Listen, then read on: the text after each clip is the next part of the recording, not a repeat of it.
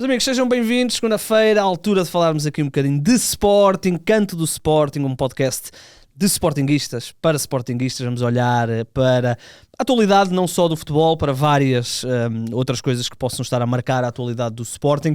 Vamos olhar também um bocadinho para as coisas mais históricas e para alguns assuntos que não se falam tanto. Não vamos aqui dedicar-nos muito a ver se é penalti ou não é penalti, mas vamos olhar aqui para muitas coisas que acontecem no âmbito do Sporting Clube Portugal, o bicampeão nacional, e portanto temos aí certamente muitos assuntos para falar durante todas as semanas, todas as segundas-feiras, assim por volta da hora do jantar, vai estar disponível. E eu não estou sozinho, e para me ajudar a dissecar o que vai acontecendo no Sporting, nada melhor do que ter aqui o Pedro Varela. Pedro, obrigado por teres aceito aqui o convite do 00 para estarmos aqui uma vez por semana, não é? À segunda-feira.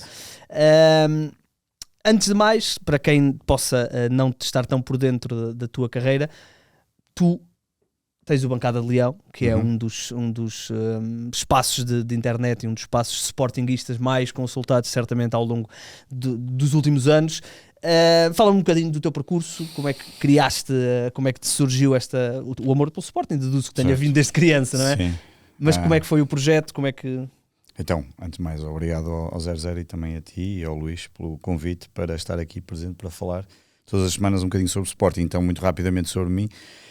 50 anos, feitos há muito pouco tempo.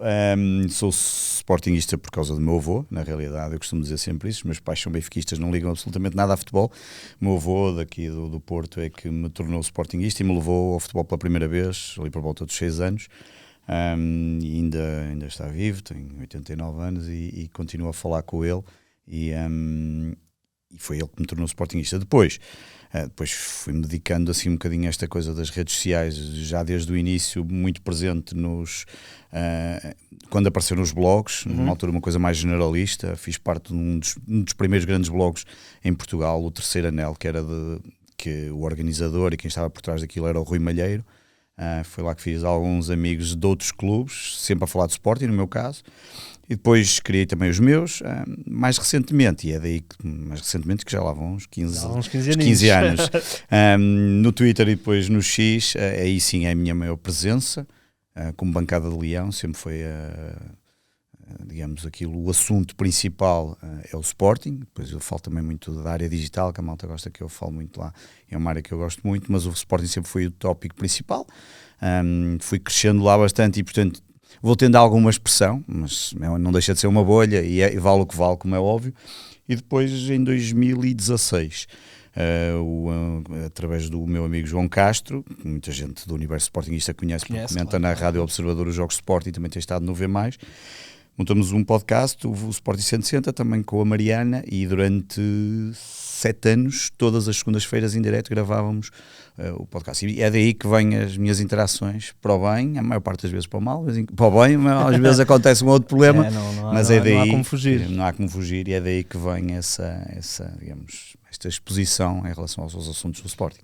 Pedro, nós para este primeiro episódio, paragem de seleções, o Sporting, é verdade que teve um jogo se calhar mais difícil do que aquilo que imaginávamos, já vamos falar um bocadinho sobre isso, mas decidimos olhar para estes 3 meses, mais coisa, menos coisa da época. Estamos aqui com um quinto da época mais ou menos completada, olhar um bocadinho para pontos positivos, pontos negativos, o que é que temos achado aí da época do Sporting na globalidade, mas olhando aqui só muito rapidamente para o jogo do Passos, eu sei que estiveste lá. Passámos e esse é no fundo era o mais importante. Era o mais importante, e agora segue-se uma eliminatória que até pode ser bastante simpática, mas não convencemos de tudo, não é? Não convencemos. Acho que depois também há aqui uma questão, eu como acompanho mesmo nos estádios, acompanho muitas vezes o que se vai passando nas redes sociais. Achei interessante que em casa toda a gente estava a mandar vir, felizmente no estádio e com aquela bancada completamente cheia de adeptos de Sport, e até mais outras bancadas, mas aquela principal que estava atrás da baliza, de uma das balizas, depois também havia outra onde estava a brigada. O apoio foi constante durante os 90 minutos, e isso para mim acho que é o mais importante, porque a certa altura, e se calhar vamos falar aí um bocadinho mais à frente quando falamos de Rui Borges, acho que há aqui uma ideia, eu percebo, da crítica, e acho que faz todo sentido, O Sporting não fez um grande jogo, apesar de ter 25 cantos, dos quais um até resultou golo, e ter feito 34 remates, e 10 é que foram à baliza. Não fez um grande jogo. Acho que também é daqueles jogos que em 10, deu aquela dificuldade que deu e fomos a prolongamento, se calhar em 9 dava 5-0 ou 5-1 para o Sporting, porque aquelas oportunidades provavelmente entravam. E não vamos ter jogos tão maus defensivos como tivemos ali. Houve ali erros mal, individuais. O Quaresma falha, quer dizer, houve ali uma série de coisas, o Diomande não está irreconhecível, e portanto de repente tens o Quaresma, jogava há 2 meses, não é? Não jogava há 2 meses, jogou aqueles 70 minutos pelos vistos, aquele jogo amigável com o Oriental, mas sim, vale o que vale, não é? Mas vinha de uma paragem grande. O Quaresma também jogar numa posição que não é normalmente o seu melhor, à esquerda, e portanto de repente falharam e está tudo certo. Agora, claro, as pessoas começam a pensar, mas ainda no outro dia o Sporting B deu 3-0 a estes rapazes. O Paços Ferreira efetivamente ainda não ganhou a ninguém para a Liga 2. E portanto de repente tu olhas e pensas, realmente isto não está bem, está tudo certo e realmente deveríamos ter feito mais. Provavelmente não deveríamos ter chegado ao prolongamento, como é óbvio. Tivemos a perder 2 vezes. No final é um bocadinho como estás a dizer, cumpriu o seu objetivo. Acho que o Rui Borges no final, e esse é um dos problemas do Rui Borges, acho que obviamente que a comunicação e o termo de comparação é provavelmente aquele que foi um dos melhores treinadores a comunicar dos últimos, se calhar, 10 anos aqui em Portugal, que foi o Ruben Amorim. E de repente tens um treinador que não comunica tão bem, ainda por cima não é dos principais centros urbanos, que eu acho que isso em Portugal também mexe um bocadinho com as coisas, e de repente ele teve ali algumas declarações que não fazem muito sentido, que já tinha acontecido também contra o Estoril, não é? Que é uma questão que eu percebo que às vezes ele possa querer mostrar que efetivamente ele controla o grupo, mas a coisa não é assim. Eu acho que mais à frente vamos falar um bocadinho disso. Agora, eu também não queria, eu não posso, não vou dizer que, claro, se nós olharmos para a pirâmide das responsabilidades, obviamente o treinador, e na última instância é o presidente, mas o treinador é o maior responsável por aquilo que se passou no campo. Mas também houve ali muito problema da defesa, como já falamos, no ataque, muita displicência, muita falha na saída de bola, falhou-se muito também no ataque, salvaram-se talvez um ou dois jogadores. Não havendo Inácio e não havendo Debas, um deles pelo menos. Logo aí foi logo um problema. Na frente eu acho que até a entrada de Dionísio faz um bom jogo, e por aí eu até acho que foi ele o homem de jogo, que isso eu não esqueci-me de ver. Fresneda até acabou por estar envolvido, entrou bem, esteve envolvido no golo que acaba por dar a vitória, e de repente há ali um conjunto de jogadores que não estava, e ele teve que recorrer um bocadinho à artilharia pesada, como se costuma dizer, para resolver. Cumpriu aquilo que era necessário. Eu nunca senti, vou ser sincero, acho que às vezes as pessoas estavam demasiado preocupadas. Eu nunca senti que, não sei se, com o jogo, não. Sim, nunca senti que de alguma forma não ganhássemos ou não saíssemos dali com a vitória e com a qualificação.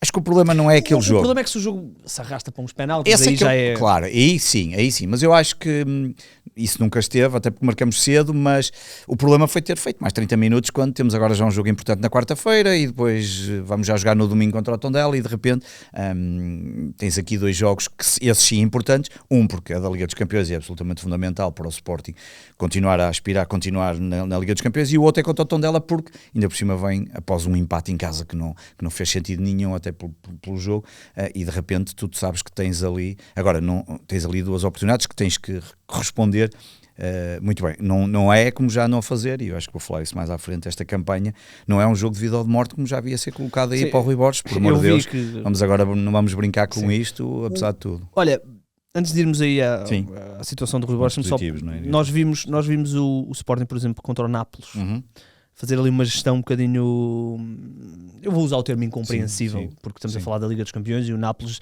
sendo uma grande equipa, não é um Paris Saint-Germain. Vem agora o jogo com o Marselha, em casa, ok, tivemos mais esta meia hora de campeonato, temos que, possa haver aqui novo não apostar nos melhores jogadores. Eu acho que não também. Não, acho que é completamente impossível isso acontecer. Se tudo correr bem, lá estarei em Alvalade na quarta-feira a ver o jogo, e eu acho que nem se pode pensar noutra coisa. A importância que a Liga dos Campeões tem nem é só do ponto de vista financeiro, porque obviamente do ponto de vista financeiro toda a gente sabe da importância que tem a Liga dos Campeões, mas a importância desportiva que tem, estar presente nos grandes palcos, não se pode estar sempre a equacionar a velha questão de agora vamos ter que fazer aqui uma gestão. Não, neste momento, não, e isso é um ponto negativo destes 3 meses de Rui Borges, do Sporting, já vamos falar nisso, certamente, que é a questão da quebra física, que olhamos para os outros dois, e os outros dois, se subentenda-se obviamente Porto e Benfica, especialmente o Porto, especialmente Porto, e de repente nós já estamos ali com quebras físicas, e nós não podemos estar aqui a pensar na quarta-feira, às 8 da noite, em Alvalade, tem que entrar o melhor 11. Até porque o Sporting teve uma pré-temporada limpa, não é? Sim, pré-temporada tranquila, enquanto o Porto e o Benfica foram aos Estados Unidos. Unidos. Quer dizer, o Benfica então teve um calendário muito mais... Exatamente. E portanto, essa questão para mim não se coloca, até porque depois, obviamente que depois vens uma viagem aqui, mais ou menos norte, interior, mas vens aqui a Tondela no domingo, às 6 da tarde, até uma boa hora, mas o foco agora é quarta-feira e é jogar contra um clube que eu acho que é preciso também ter algum cuidado. Líder da Liga 1 e ainda por cima, às vezes há esta ideia que os adeptos não se conhecem tão bem, quer dizer, claro que a maior parte das pessoas conhece o Marselha, mas é o Marselha. O Marselha é uma equipa que está a jogar bem. O Marselha é um clube de extremos, não é? Sim, quando está bem está muito bem e quando está mal está muito mal. O resultado do fim de semana é enganador porque eles estavam a perder, há uma expulsão e a partir daí e o próprio o Mason Greenwood marcou 4 golos, mas só tinha marcado um até ao campeonato, portanto a coisa. Sim, mas eles ganharam a Paris Saint-Germain. Exatamente, a única e, portanto, que o PSG é preciso ter algum cuidado. E é daqueles jogos que não há a mesma hipótese. Nós não podemos perder, isso parece-me que no mínimo, mas temos que apontar para a vitória, porque uma vitória nesse jogo coloca-nos numa boa condição para sonhar e continuar a acreditar que é aquilo que temos que fazer. Sim, até porque depois vem Juventus, ou seja, as coisas... E a Juventus é fora. Exatamente, e depois mais tarde o Bayern de Munique em casa e a última jornada vais terminar em Bilbao, mas até lá sabe-se lá o que é que vai acontecer. Claro. Muito bem, o Sporting então seguiu na taça, já sabemos quem é o nosso adversário Marinense. Em Alvalade. É um jogo em que vai calhar ali com 3 jogos em casa seguidos, campeonato, taça e Liga dos Campeões, antes de recebermos o Bruges. Portanto, aí o sorteio foi simpático, o sorteio que já estava feito, portanto já se sabia quem passasse depois esse jogo ia jogar. O Sporting tem então Marselha na quarta, tem depois Tondela, depois Taça da Liga e depois tem o Alverca, se não estou em erro, não é? Taça da Liga. Taça da Liga, Alverca, exatamente. Não é? Primeiro para o campeonato. Primeiro campeonato, agora com Tondela. Exatamente. Depois Taça da Liga, exatamente, é isso. Muito bem. Nós decidimos então olhar aqui para os primeiros 3 meses, mais coisa, menos coisa, de temporada, pontos positivos, pontos negativos. Vamos falar da questão do Rui Borges, não há como fugir. E se calhar começava por aqui. 2 pontos positivos. O que é que tiraste? Até porque trouxe trabalho de casa feito para não... Eu tentei olhar aqui para 3 pontos positivos e 3 pontos negativos e também assim muito rapidamente. Acho que há, começando por... Se calhar vou começar pelos positivos. Acho que nós termos conseguido ficar com a equipa praticamente toda, acho que é um ponto positivo e tem-se notado isso e acaba por ligar até, de certa forma, um outro ponto positivo que se acaba por se perceber a partir desse momento, que é obviamente perdes um jogador importante como o Guiocas, não há provavelmente os melhores jogadores que eu vi nos últimos, desde que me lembro de ver futebol, mas ficamos ali com um conjunto de jogadores. Nestes 3 meses para já estamos a lutar por tudo. Já sei que vamos falar também um bocadinho da questão dos jogos grandes, que tem sido um problema e acho que isso está relacionado com o Rui Borges. Mas ao mesmo tempo conseguimos manter a equipa, acho que temos equipa para lutar por todos os objetivos e acho que isso é positivo. Depois temos se calhar 2 jogadores por posição, uma qualidade muito semelhante, que no ano passado, por exemplo, Gyökeres quando não estava, com todo o respeito para o Arder, era uma diferença grande, exatamente. A lateral direita também foi um problema, e agora temos, parece-me, 2 jogadores por posição. Acho que só nos falta ali efetivamente aquilo que era talvez a única contratação de mercado que não se realizou, que era provavelmente ali um número 8 diferente do que atualmente temos. E que o Sporting ainda tem Daniel Bragança, que não é um 8, mas... E tem o João Simões, que se calhar só um jogador da Liga dos Campeões, jogou no Nápoles, se calhar vai jogar agora com o Marselha e só joga na Liga dos Campeões. Acho que foi um erro de Rui Borges não ter colocado contra o Passos Ferreira. Acho que merecia perfeitamente essa oportunidade. Depois acho que há aqui alguns jogadores que acabam por emergir mais e por falarmos cada vez mais. Acho que o Pote, efetivamente, é um jogador que está a fazer uma das melhores temporadas no Sporting, no Trincão, o próprio Ullmann, tens aqui o Suárez e o Anidis, que são jogadores que são importantes e que estão a deixar já a sua marca aos poucos e portanto é preciso aproveitar. E depois há um ponto para mim fundamental que não está relacionado com o aspecto esportivo em campo, mas que é a situação financeira do Sporting. E a situação financeira do Sporting tem uma importância muito grande, no sentido em que, a partir do momento em que tu tens alguma estabilidade, que não é fácil ter nos clubes, porque estás muito dependente sempre dos mercados que vão acontecendo de verão e inverno, do ponto de vista das transferências, o Sporting tem conseguido alterar um bocadinho essa lógica, sabemos da importância que tem, mas o facto de neste momento estarmos bastante estáveis e termos aqui, não digo uma folga financeira, mas permite-nos também olhar, provavelmente em janeiro, e para isso é preciso manter-nos nos objetivos, permite-nos olhar, chegar a janeiro e se calhar poder fazer alguns ajustes que são fundamentais. E portanto ter esta questão financeira, acho que para mim, portanto, olhando para estes 3 meses, acho que estes 3 pontos positivos são os mais importantes. E permite até alguns planos fora do campo. Fora, exatamente que eu por acaso vou deixar isso para o final. Em relação a isso, deixo essa nota para o final, porque acho que tenho muito falado no universo leonino sobre isso, e deixo isso para o final sobre a parte do Sporting Entertainment e dos 225 milhões que se tem vindo a falar. Sim, os meus pontos positivos são basicamente os mesmos que os teus. Eu tinha aqui esta ideia, para mim é importante, o Sporting ter 2 jogadores por posição. Houve anos em que realmente tínhamos, e eu acho que o 11 do Sporting, se olharmos para o 11 base, é o mais forte a nível de nomes para o campeonato, mas depois olhávamos sempre no ano passado. É verdade, no ano passado também foi um caso extremo, aquelas lesões todas, mas senti sempre que faltava ali opções, especialmente no ataque, e agora não, é verdade que não, um plantel maior, é verdade que o Jota acaba por não vir aquela situação, mas aparece o Alisson mais recorrentemente, e portanto isso parece muito interessante, e depois vou guardar depois esta parte para a questão do Ruben Amorim. E portanto tinha isso, a única coisa diferente do que tu tinhas. Nos pontos negativos, eu acho que eu há pouco já falei, a quebra física, acho que é um ponto que é estranho, não deveria ter acontecido, supostamente não deveria estar a acontecer, e tu notas, nós já estamos a fazer muita gestão, a pensar nisso, e tu notas, e tu vês jogador, estamos em outubro, e tu vês jogador, e isto não vai parar até dezembro, e portanto de repente tens aqui uma quebra física. Há também, eu pus dentro do mesmo ponto, uma quebra defensiva no ponto de vista de sofremos mais. Acho que o Rui Borges estava ali a dizer umas coisas de sofrer golos, não é verdade. Nós sofremos quase um golo por jogo, já temos para aí uns 16 jogos, e estamos a sofrer quase um golo por jogo. O Porto está a sofrer muito menos, o Benfica está a sofrer metade do que nós sofremos, o Porto é o de longe o que está a sofrer menos. O Porto tem um golo sofrido. O Porto tem se for nos jogos todos, acho que tem 1 ou 2 golos. Se for todos, competições, acho que tem 2 golos. O Benfica, estive a ver, acho que é meio golo por jogo, e o Sporting está quase um golo por jogo, o que não é verdade, portanto aquilo que o Rui Borges estava ali a dizer.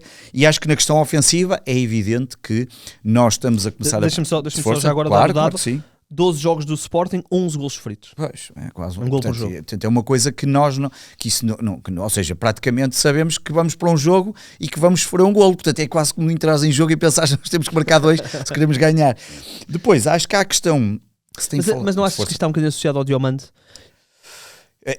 Eu gosto do Debas, gosto do Inácio, mas acho que são 2 jogadores que precisam de jogar. Diomande, em condições normais e de outros tempos, era titular, provavelmente absoluto, e acho que isso ajudaria imenso. Acho que a questão do modelo tático era para mim outro ponto. Eu não digo que é negativo, mas é um ponto que tem sido muito discutido, e eu acho que depois quando falamos um bocadinho de Rui Borges, acho que o modelo tático, mas mais do que o modelo tático, eu até tinha anotado aqui, porque nós alternamos muito entre períodos de posse controlada e que tu percebes bem a verticalidade do Sporting, mas depois também vais para momentos e passam-se muitos minutos ao longo do jogo de uma falta de criatividade que não faz sentido. E estas oscilações, claro que sabemos que vínhamos de um período completamente diferente, mas acho que às vezes as pessoas também se esquecem que nem tudo foram rosas com o Ruben Amorim. Estamos em 4º lugar. Excelente trabalho de Ruben Amorim, fã do que ele fez, não tenho dúvidas absolutamente nenhumas, mas acho que há essa questão, estes desequilíbrios, especialmente nos jogos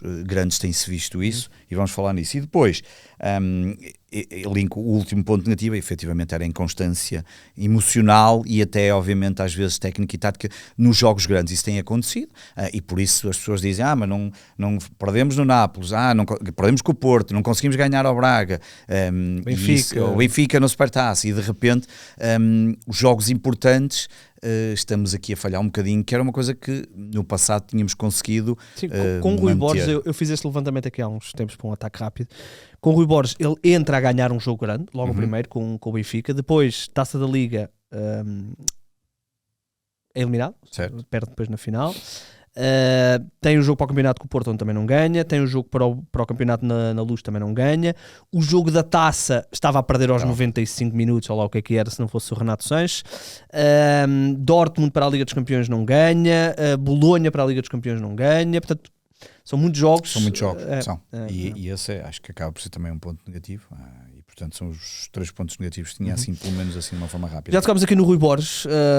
Nós já sabíamos que isto ia acontecer, a mudança do 3-4-3 para o 4-2-3-1, como lhe queiram chamar. É verdade que em alguns momentos até se constrói a 3, sim, mas na maioria das vezes, até, especialmente quando joga o Vadjanides e o Maxi, aí é mais difícil, já tens que recuar um médio, ainda por cima o Morita dá para 45 minutos quase. Já te convenceu este 4-2-3-1? Já teve, eu tenho a certeza que já houve momentos em que deliramos. Deliramos eu do Rui Borges, e acho que é a grande questão. Acho que aqui, primeiro, há uma passagem de ciclo que não é fácil. É um bocadinho como, repara, é como tu estás, a questão do Rui Borges de ser a seguir a Ruben Amorim, que faz um trajeto incrível, e depois não é só o trajeto incrível, é que o Ruben Amorim sai do Sporting no momento em que, eu vou-te dizer, lembro perfeitamente, ainda agora em Passos Ferreira estava a discutir isso com uns amigos, estava em Famalicão no ano em que o Ruben Amorim sai, e eu acreditava profundamente, na altura estávamos com 7 ou 8 jogos, já não me lembro, de 9 jogos no campeonato, e ele sai com 11 vitórias, e eu acreditava profundamente que nós íamos limpar o campeonato com muita facilidade, ainda não sabia de nenhuma notícia, havia uns zunzuns, não é? E eu acreditava nisso, e acreditava mesmo, genuinamente, que nós tínhamos uma possibilidade enorme, até porque já tínhamos tido jogos, de ir longe na Liga dos Campeões. O longe aqui, obviamente, relativo, até porque nós não somos propriamente os clubes com mais pergaminho. Mas pelo menos a passar sem o playoff. Tu passas desse ciclo, que é incrível, para um ciclo em que Rui Borges apanha uma equipa praticamente feita para Ruben Amorim, adapta, vem de um período complicado, vem num período muito negro, não é? Negro, de João Pereira, e consegue cumprir principalmente com o objetivo número 1, e o objetivo número 1 era ser campeão e bicampeão, que já nos surgia há 70 anos, e eu acho que isso, e portanto nós estamos sempre a comparar os resultados do Rui Borges com os resultados do Ruben Amorim, e mais, muita gente não aceita que a vitória do ano passado do campeonato e da taça seja totalmente atribuída ao Rui Borges. Eu percebo, quase 30% dos resultados vêm, porque o Ruben Amorim fez 11 no campeonato, há ali um capital muito grande do portanto, esse lado, e tu obviamente e agora deste um conjunto de jogos que nós não conseguimos, e com o Ruben Amorim isso não acontecia, e portanto há esse lado. Depois há, claro, para mim também a questão do modelo tático, mas o modelo tático, vou-te ser sincero, nós temos 2 hipóteses. Este é o treinador do Sporting, não me acredito que vá mudar, não faria sentido não continuar como treinador do Sporting a partir do momento em que renova o título e que nos dá a Taça de Portugal. Neste momento não vejo o que é que se possa dizer, a não ser as críticas que são legítimas, seja do modelo que funciona, seja os jogadores que não estão bem, seja os jogos grandes, está tudo certo, mas neste momento dependemos de nós para ser campeões, estamos na Taça de Portugal, na Liga dos Campeões estamos como estamos. Curiosamente os 2 jogos que fizemos, ganhamos o outro, fizemos um bom jogo, acabamos por perder, era um jogo claramente que poderíamos ter saído com a vitória no Nápoles. Sim, aquele lance do Pedro Gonçalves. Exatamente, se calhar era decisivo e se calhar quebrava aqui um bocadinho, mas há aqui uma questão que para mim, que é, o modelo tático é o modelo tático deste treinador, ele é óbvio que nunca iria jogar no modelo tático de outro treinador, quer dizer, e depois há a questão de que nós olhamos para o modelo tático e parece que é uma coisa estática, rígida, e o modelo tático está ali, não está ali, o modelo tático obviamente, eu acho que às vezes, por exemplo, há situações em que não tem nada a ver com o modelo tático, acho que há momentos em que o Rui Borges, por exemplo, mexe tarde, mexe mal, que às vezes são incompreensíveis as substituições, ou porque é que, por exemplo, eu fico sempre espantado como é que o Kenda teve tanto tempo no banco, e fico assim, não deve haver muitos, e falava muitas vezes isso com o João Castro quando gravávamos nós para o nosso podcast, como é que era possível um jogador de 50 milhões estar no banco? Devemos ser dos poucos clubes, dentro da dimensão do nosso clube do ponto de vista financeiro e do que podemos contratar, ter um jogador no banco de 50 milhões, com todo o respeito do Géni Catã, porque eu também acho que também vamos falar um bocadinho disso do Géni, eu acho que nós temos de ter mais do que 11. E depois há uma questão que eu tenho falado aqui no fim de semana, eu muitas vezes faço isso nas redes sociais, às vezes lanço uma determinada ideia ou um pensamento para perceber o que é que as pessoas pensam. Tenho ali uma base de fãs grande, dá-me para sentir diferentes sensibilidades. E eu sinceramente acho que neste momento, sem saber de nada, não tenho uma fonte interna, nada, não entendo, é apenas a minha humilde opinião. Eu acho que às vezes há aqui uma campanha contra o Rui Borges. Interna? Eu acho que externa, okay. mas ontem estava a pensar nisso. Acho que é externa, e acho que às vezes há determinados sportinguistas que vão atrás dessa campanha por outras razões que não têm a ver, acho que estão mais relacionadas com o universo sportinguista. Mas acho que a certo momento, e por isso vou terminar com isso, que é, eu acho que era externa, acho que há aqui muito ataque ao Rui Borges. Houve um canal de televisão que tinha um oráculo que dizia quarta-feira, jogo de vida ou morte. O jogo de vida ou morte. Aliás, uma das pessoas que falou nisso foi o José Nunes, que eu depois até cometi o erro nestas coisas das redes sociais, eu dizia que era uma pessoa que, para mim, uma pessoa normal, com o seu clube, tudo certo, caíram-me logo em cima, mas ele é do Benfica, não sei o que mais, alguma vez ele ia ser sensato. Não, pá, para mim, do que eu ouço às vezes, não ouço assim muito, mas ele já era um dos que já estava a utilizar isso. Claro que num canal sensacionalista e que isso faz parte, mas de repente já tínhamos um jogo de vida ou morte na quarta-feira, que é uma coisa absolutamente ridícula. E por isso, fiquei a pensar que há aqui qualquer coisa que pode não bater certo e quando tu perguntas, interna? Não sei, eu interna não tenho a certeza, mas a verdade é que há jogadores que não foram dados a Rui Borges conforme ele pediu. Não vale a pena agora passar, é passado. E portanto eu acho que para combater isso, e depois já fizeram uma pergunta na conferência de imprensa da antevisão ao Passos Ferreira, porque já insinuaram que o Varandas foi lá fazer uma reunião e foi ao balneário, e ele desmentiu, ele até disse, eu fui logo embora a seguir ao jogo do Braga e não sei o que mais, nem tive cá, e tem que haver também aqui uma posição da direção para dizer, não, este é o nosso treinador, e quase que comparar, um bocadinho diferente, em circunstâncias diferentes, quase como fez agora o Ratcliffe no Manchester United, que chegou à televisão, neste caso até foi mais impactante, que foi à televisão e disse, não, meus senhores, o treinador é para 3 anos, este nosso projeto é para 3 anos, e acho que aqui também tem que haver isso, porque tentarem comparar já, como já vi, o Rui Borges com o João Pereira, que já estamos dentro do mesmo ciclo, e não sei o que mais, e de repente, acho que há uma vontade de algumas pessoas no universo sportinguista que queiram que isto corra mal, para se poder dizer, eu avisei isso. O problema de Rui Borges é que tem vários. Comunica tão bem. Tem vários. Sabemos. Mas depois tem este problema, é que tu não consegues, por exemplo, com o Ruben Amorim, tu conseguias encontrar facilmente as coisas que ele fazia muito bem. Certo. E com o Rui Borges é mais difícil. É mais difícil. Ou seja, tu não consegues. Porque se o Rui Borges comunicasse bem... O legado é muito grande. Pois, esse é um problema, não é? O Rui Borges, certamente, quando foi para o Sporting, e o João Pereira igual, sabiam disso. Que iam enfrentar aqui um legado que é único na história do Sporting, na história recente. É completamente. E portanto, o problema do Rui Borges é que ele depois não tem uma característica única dele. Se ele fosse um grande comunicador, isto tudo não era um problema. Claro. Não era um problema. E ele não é, e depois a equipa, como tu disseste, oscila muito. Nós temos ali momentos em que me enerva, por exemplo, o jogo contra o Estoril. Contra o Braga, tu tens desde os 30 minutos da primeira parte para aí até aos 20 da segunda parte, estás completamente afastado. E depois parece-me que o Rui Borges tem um problema, que ele reage mal. Já falaste da questão das alterações, mas eu até acho que o pior do que as alterações é ele reage mal, reage tarde nos jogos, e depois quando ele não consegue encontrar os espaços interiores, seja no Ullmann, seja no Pote, seja no Trincão, naquelas deambulações que eles têm, ele adopta muito o passo longo. E quando ele joga com o Inácio e com o De Bast, aquilo é um festival, contra o Estoril foi um festival, e a equipa depois torna-se muito previsível. Mas eu concordo contigo, eu acho que as críticas estão demasiado agudizadas para o estado do Sporting. Acho que são perfeitamente naturais, porque realmente aquela semana Estoril, Nápoles e Braga deixou marcas. Ainda por cima o regresso à competição não é brilhante com este jogo do Passos. Temo é que uma má exibição ou um mau resultado contra o Marselha possa criar aqui um balão muito grande. E há uma coisa, não é? Que nestes 3 meses, como tu estavas a dizer, estamos aqui a falar também um bocadinho destes 3 meses, já perdeste com Porto e Benfica, e isso mexe muito com os adeptos.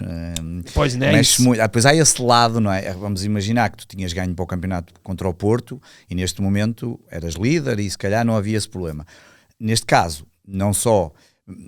Porque a premissa, para mim, eu acho que antes, obviamente agora é mais fácil falar, mas há 3 meses a premissa para todos era: o Sporting era o principal candidato ao título, o Sporting tinha a melhor equipa para atacar o título, está tudo certo, acho que todos concordariam. O investimento vai nesse sentido. Não quer dizer que o Porto não se pensasse, se calhar poderia fazer aqui um excelente campeonato e isso está tudo certo. O Benfica acho que tem muita influência ali de um período eleitoral e acho que isso, por muito que não se queira, mexe ali um bocadinho, e teve a mudança do treinador, mas essa é a premissa. E portanto, quando tu começas o campeonato assim, com a premissa de que nós somos os melhores e que somos os campeões e estamos mais fortes, mesmo perdendo o Gyökeres e acabando até, e rapidamente acabaste com a ideia de que sem Gyökeres não ganhávamos jogos ou não marcávamos gols, e não é verdade, o Suárez e o Pote, e de repente já tinhas ali vários jogadores a marcar muitos gols, claro que não é só num, mas tinhas 2 ou 3 que de repente somados já tinham tantos como o Gyökeres, e de repente percebes que isso não está a acontecer e tens...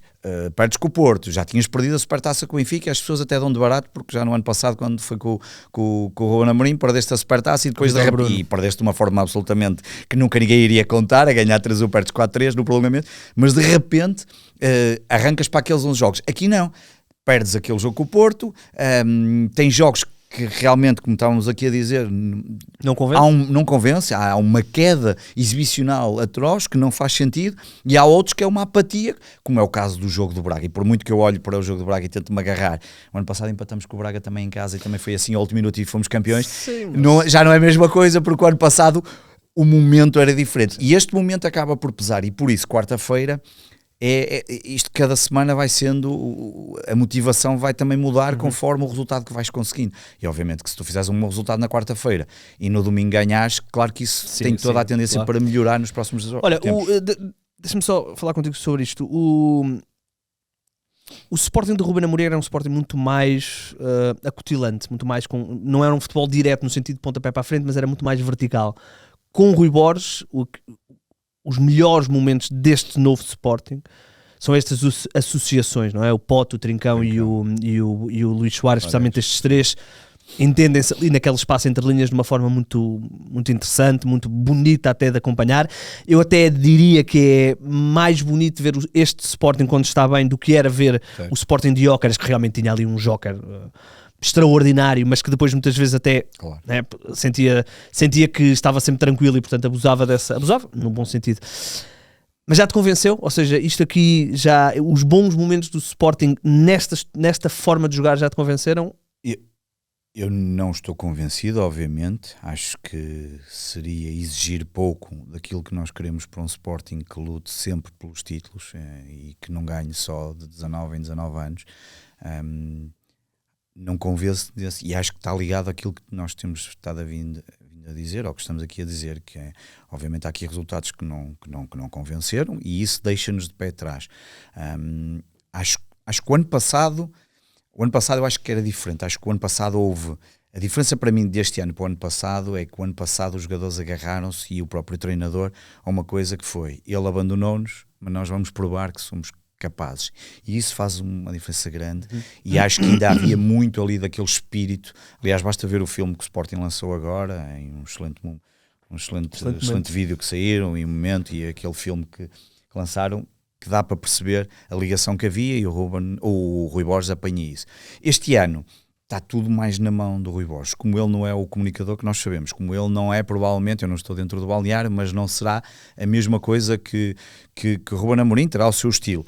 Acho que esse para mim, o treinador só poderá convencer.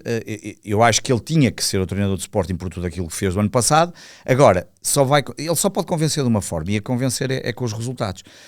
Se tu me disseres que ele vai chegar ao final do campeonato campeão e os resultados são miseráveis e não fizeram grandes exibições, no final atingimos o nosso objetivo. Agora, nós sabemos é que neste tipo de futebol, no futebol que é praticado aqui em Portugal, se tu muitas vezes estás a jogar mal ou não a convencer, mais cedo ou mais tarde acontece um mau resultado. E a questão foi, olhaste para o jogo do Braga, vinhas já de momentos que não te estavam a convencer. Podia haver ali um ou outro pico melhor. Tiveste logo ali um problema com o Braga. Agora voltaste a ter aqui agora nem tiveste tempo porque parou e logo a seguir reata e não consegues não consegues praticar um jogo, um futebol que seja agradável. Quarta-feira, eu não digo que é um momento de rendição, mas efetivamente cada teste, cada jogo que vai acontecendo com o Rui Borges é um momento de ele mostrar que efetivamente é o treinador certo. E eu acho que isso é a questão do... Acho que não... Eu não posso estar constantemente a querer que o Rui Borges, se é ou não o fim de linha. Não, neste momento não há razão absolutamente nenhuma. Claro. Não há nenhuma, quer dizer, tu dependes, se ganhar os jogos todos do campeonato ao final, és campeão. Claro que se o Porto ganhar todos, temos que fazer um resultado superior ao que nos conquistaram em Alvalade. Mas na Taça de Portugal estás lá e de repente tu tens estas condições. O problema aqui, efetivamente, são as exibições e E oscilância. E quanto mais oscilares, pior será, obviamente. Olha, o Sporting gastou cerca de 70 milhões em contratações, desde o Luís Soares e do Ioannidis, que foram as contratações mais sonantes até a nível financeiro, 22 cada um, mais coisa menos coisa, ignorando aqui o Luís Soares, que claramente pelos golos e pelas exibições é o que está mais consolidado. De todos os outros, quem é que te está a deixar mais interessado, mais convencido? Na realidade, obviamente o Soares acho que já não é preciso dizer muito, acho que encaixou bem, acho que é um jogador que tu disseste, podemos já colocar aí à parte, porque acho que vem fazer efetivamente aquilo que foi contratado e o valor pelo qual foi contratado. Sim, depois, percebemos rapidamente a visão de Rui Borges com o Luís Soares. Perfeito. Depois havia a questão, temos a questão de Ioannidis, e eu acho que Ioannidis, acho que estamos a chegar ao momento, já há alguns jogos, já que há algumas semanas pensava nisso, houve aqui um momento em que Ioannidis só entrava ao lugar de Soares, porque acho que era aquela substituição quase obrigatória. Acho que ainda ninguém levantava a grande questão mas vamos continuar sempre com isto. Contratamos o Ioannidis e o Soares é giro, temos ali dois bons jogadores, mas vai ser para jogar um e o outro no banco, ou o outro entrará e depois o Soares é que vai Houve ali um momento em que eles até jogaram os dois. Exatamente, e eu acho que depois também podemos falar dessa questão, mas eu acho que o Ioannidis, ainda agora, jogou bem. Acho que é um jogador que tem uma capacidade física e de receber extraordinária. Tem ali pergaminhos que funcionam muitíssimo bem numa equipa com o Sport e, portanto, acho que o Soares e o Ioannidis, acho que não enganam, sinceramente. Acho que não há dúvidas nenhumas e quem disse é o contrário. Mas achas que há mais... agora, apostavas mais na dupla? Essa é a questão que vamos lá ver, o Soares já jogou assim, não é? No Almeria jogava no 4-4-2 e até era o do lado esquerdo, ou do esquerdo, ou dos dois avançados à frente, era o que estava mais à esquerda. E portanto ele poderia fazer isso. O Ioannidis, eu até estava hoje a tentar olhar alguns jogos, fico com dúvidas se... Há momentos, e eu estava aqui a pensar, há momentos em que nós podíamos... Há momentos e determinados jogos, voltamos à história do sistema tático, isto não tem que ser completamente rígido, nem tem que ser sempre, mas eu acho que há momentos que se calhar fará sentido nós termos jogos com mais dominantes, com pressão alta, em que o adversário, depende da leitura também obviamente do adversário e obviamente o Rui Borges sabe muito mais de futebol do que eu, não há dúvidas absolutamente nenhuma, portanto, dependente do adversário e do tipo de jogo que nós tínhamos que empenhar, eu não vejo problema nenhum em jogar num 3-5-2 e eles os dois na frente, ou num 3-4-1-2, em que eles dois estejam lá na frente, e a certo momento, obviamente, ali temos ali aquela linha Pote, Trincão, depois pode ser com Kenda e Ullmann no meio, dependendo do adversário. Claro que não dá sempre, acho que não é sempre, mas eu acho que vai-se ter que começar a equacionar que em determinados momentos faz sentido ter os dois jogadores, porque eles os dois podem dar coisas completamente diferentes e importantes até para esta oscilação que nós temos vindo a ver, porque não estás sempre no mesmo registro, então tu sabes, quer dizer, tu não podes sabes que estás a falhar e continuar a manter a mesma coisa, quer dizer, se alguma coisa falha tens que mudar. Teoricamente são dois jogadores que... No plano teórico apenas, pois é preciso ver com mais minutos, até podem não ter entendimento, mas no plano teórico são dois jogadores que até se devem entender bem. O Luís Soares é um jogador muito mais em apoios, e o Ioannidis é um jogador muito mais vertical, muito mais direto.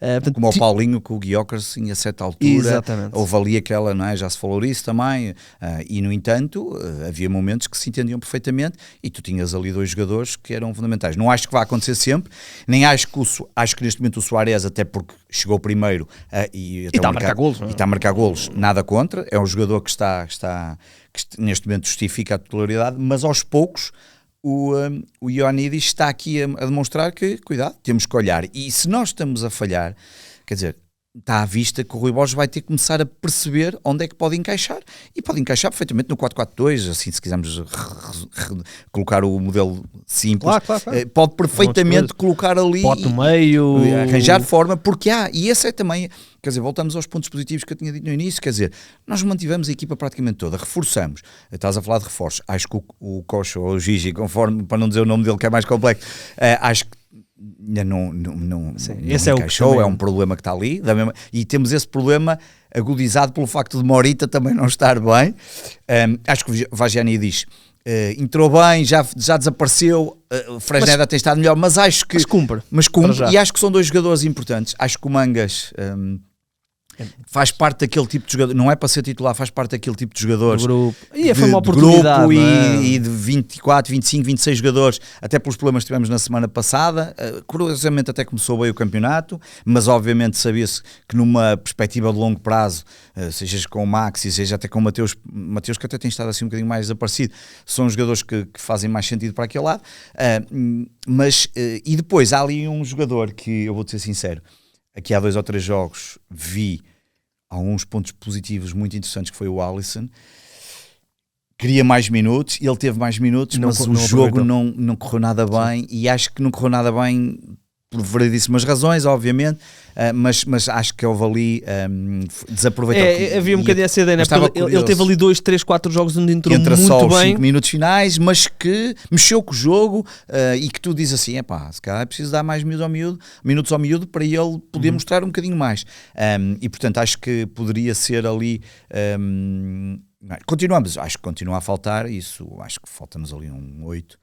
E acho que se tinha acontecido isso na contratação, o mercado tinha sido, não vou dizer perfeito, que essas coisas do perfeito é muito, mas estávamos ali muito próximos de um bom mercado de compras. Sim. Tendo em conta que, e termino com isto, tu ias apenas e só ter que fazer um mercado após a saída daquele jogador que mais marcou a história do Sporting nos últimos, eu não vou dizer toda a história do clube, mas pelo menos dos meus 50 anos que vejo Sporting, que marcou a história do clube. E isso não é nada fácil. Não.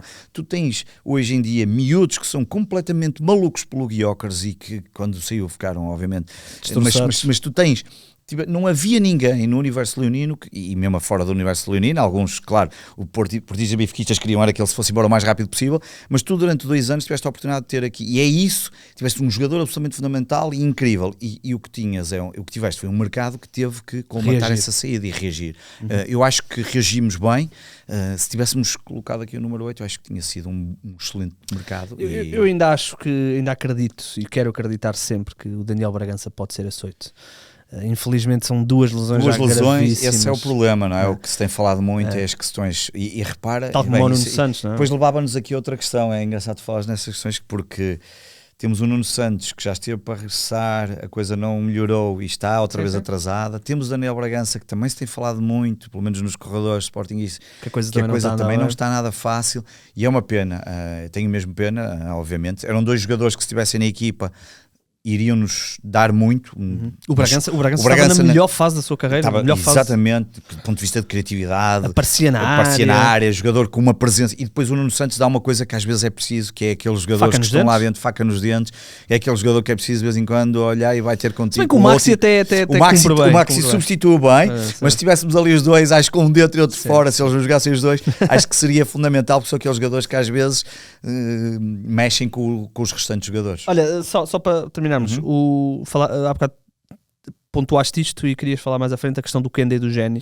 Sim, porque acho que quer dizer, eu só quero pontuar no sentido em que ao início costuma perceber porque é que o Kenda não jogava, e era um bocadinho, não quero dizer que um jogador que foi vendido e que vai ficar cá e foi vendido por 50 milhões e de momento para o outro tem uma valorização de 50, tenha que ser indiscutível, mas a partir do momento em que tu vendes um jogador para o Chelsea, para a Premier League, fica cá, a qualidade que é mais que normal.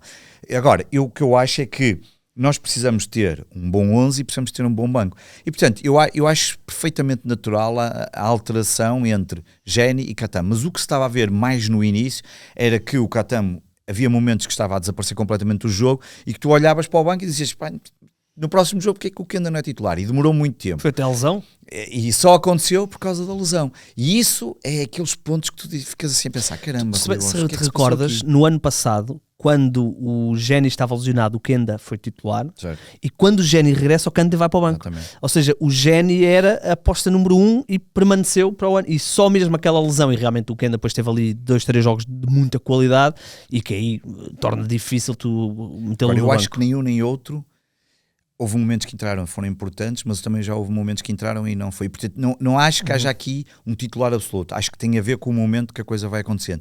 O que não é necessariamente mau, claro, no não. sentido em que até porque tu são tens jogadores diferentes, não é? O Génio é muito mais vertical, muito mais... E mais uma vez voltamos à velha história. Isto não é rígido, os treinadores têm que, obviamente, se fosse tão fácil, tão rígido, claro que já sabemos. Então era como as simulações antigas do FM, ou há muitos anos, quando era Championship Manager, era só meter os 11 e deixá-los jogar, está tudo certo, e depois faz a equipa outra vez. Então por isso não precisávamos de um treinador e não precisávamos de treinos e estava tudo certo. E eu acho que desse ponto de vista tem sido uma disputa de perceber quem é que deve ser ou não. Eu acho que há momentos que percebes perfeitamente que o jogo está a precisar de Kenda, há outros que o jogo está a precisar de Génio, dois jogadores importantes. Olha, olhámos aqui para estes 3 meses do Sporting, só para fechar, 1 a 20, que nota davas a estes 3 meses?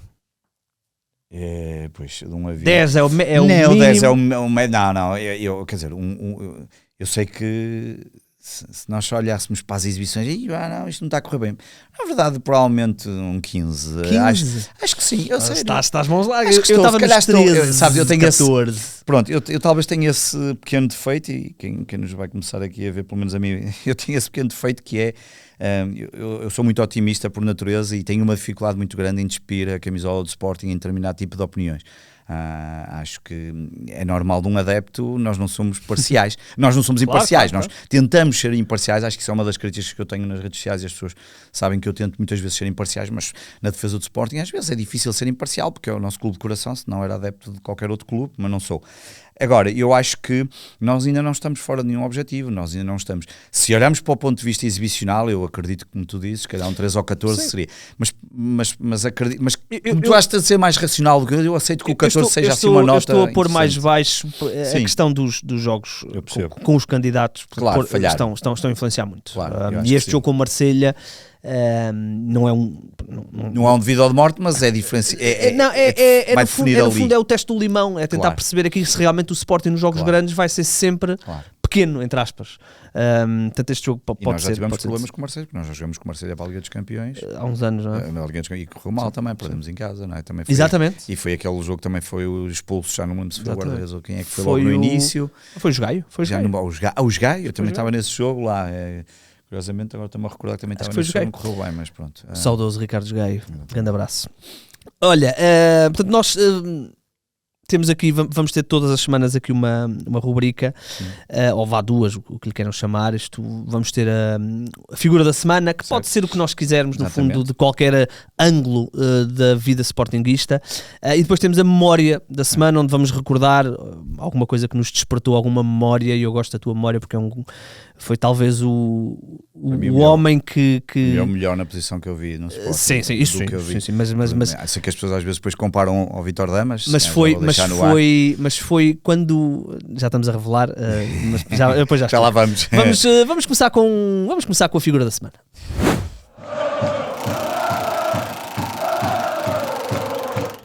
Olha, a figura da semana vai ficar para mim esta semana. Eu vou ao Sporting Basquetebol. Depois de uma derrota pesadíssima. Um pesadelo. No João Rocha. Incrível, no João Rocha. Com o Benfica, perdemos quase 50 pontos. Reagimos bem, já tínhamos reagido bem na Europa e agora reagimos bem com uma vitória frente ao Futebol Clube do Porto. Um jogo não foi espetacular, mas foi... Cumprimos. E se tivéssemos perdido consecutivamente Benfica e depois Futebol Clube do Porto, se calhar estávamos a apontar a Luís Magalhães, o que estamos a apontar a Rui Borges. Mas não, foi uma boa vitória, mantém o Sporting, depois tem play-off, portanto vale o que vale, mas é sempre melhor estar a ganhar do que não estar.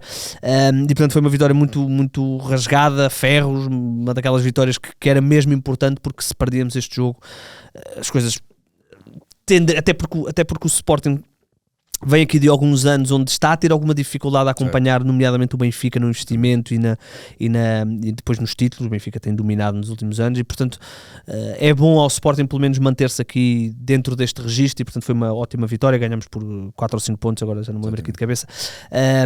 E, portanto, figura da semana ficou aí e certamente vamos olhar aí para muitas modalidades ao longo destes tempos, até porque tanto tu como eu seguimos muitas modalidades e, portanto, um abraço à malta do basquetebol. E agora temos a memória, desculpa, já me estava a esquecer a memória, vamos lá.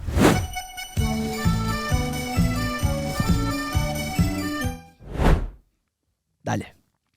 A memória, olha, eu trouxe o Peter Schmeichel, para já porque, como há pouco estavas a dizer, provavelmente o melhor guarda-redes que vi no Sporting, o Peter Schmeichel, ainda por cima, a minha paixão como clube é o Sporting, e depois só há um outro clube lá fora que eu sigo religiosamente desde 1995, desde que entrei na universidade, mais coisa menos coisa, que é o Manchester United, e desde 95 que sigo e vejo os jogos praticamente todos, ou ouvi os relatos, como na altura ainda não havia isso, em 95 não era fácil ver os jogos como hoje em dia é, e portanto o Schmeichel, quando assinou para o Sporting, é uma figura incrível. E porquê é que eu trago o Schmeichel? Porque ontem, quando o Manchester United foi ganhar a Anfield Road, o Schmeichel que estava a ver o jogo, como estava também o Sir Alex Ferguson, como é normal, que tem um momento delicioso, a oferecer chocolates ao Kenny Dalglish na bancada, que é delicioso, mas depois, delicioso não só pelos chocolates, mas pelo momento, mas o Schmeichel no final do jogo deixa o relevado e vê-se o Schmeichel a cumprimentar todos os jogadores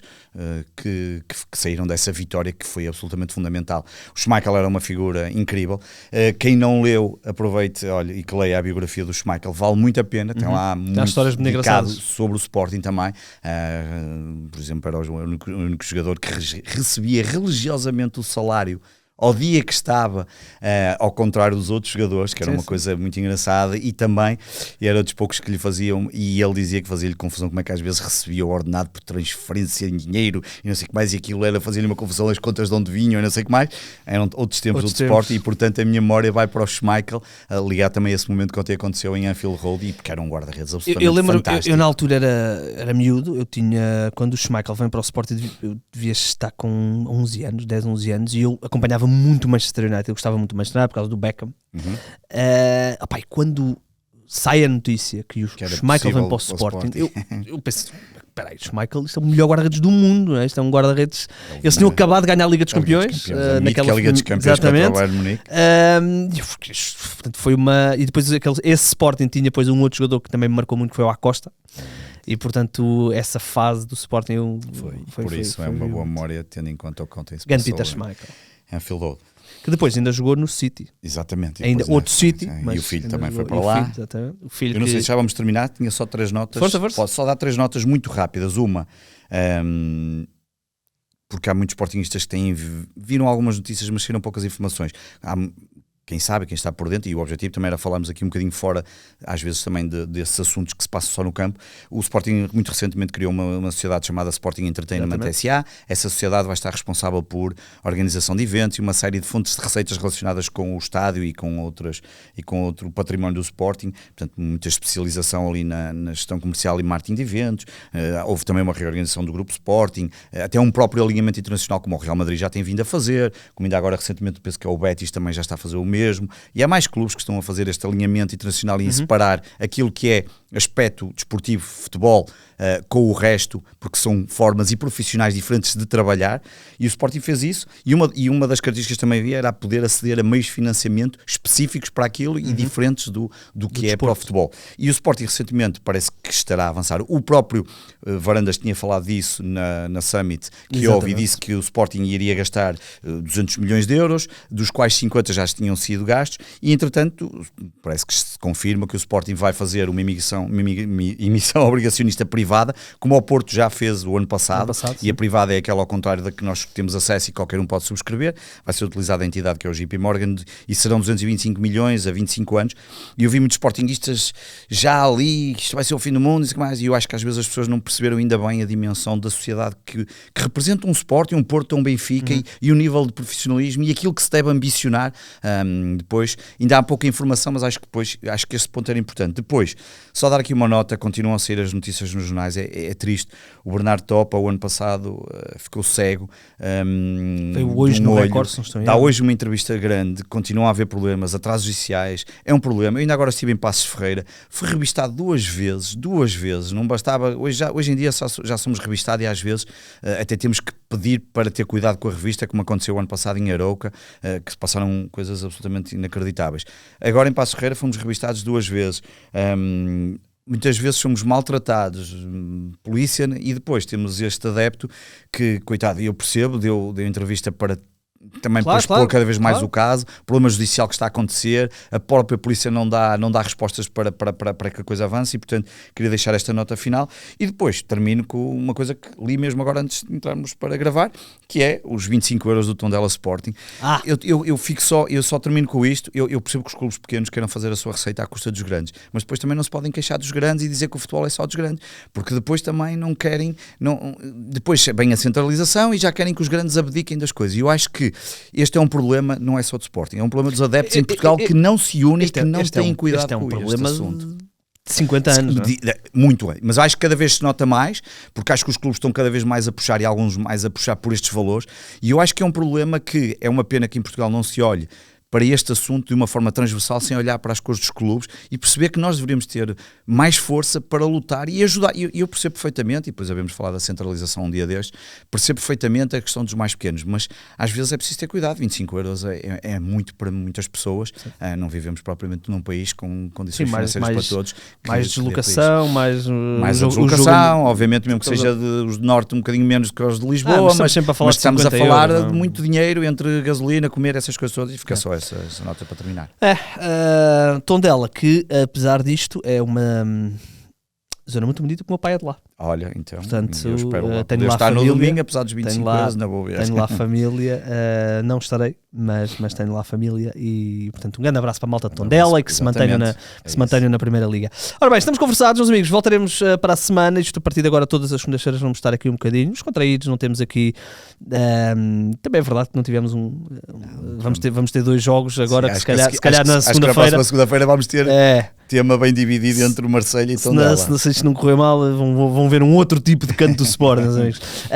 Mas gostei muito, espero que tenhas gostado também. A partir de agora, todas as segundas-feiras. A versão vídeo está no YouTube, está no site do 00, a versão áudio nas plataformas normais, Spotify, Apple Podcasts, que vocês ouçam, onde vocês gostarem, estará por lá. Sigam-nos também no nosso Twitter, Canto do Sporting. Tivemos, à tua conta, quase 1000 subscrições logo nas primeiras horas. Isto não vai ser só pôr o podcast, vamos falar um bocadinho, associar-nos aqui às outras contas de Sporting que são tão boas, e portanto voltaremos na próxima segunda. E já está. Nós chamámos Canto do Sporting e eu depois sugeri isto. Nós até podíamos fazer uma brincadeira com o Moraes, mas para já ficou só Canto do Sporting, o cantinho do Sporting. Exatamente. Malta, voltaremos então na próxima segunda-feira. Um grande abraço.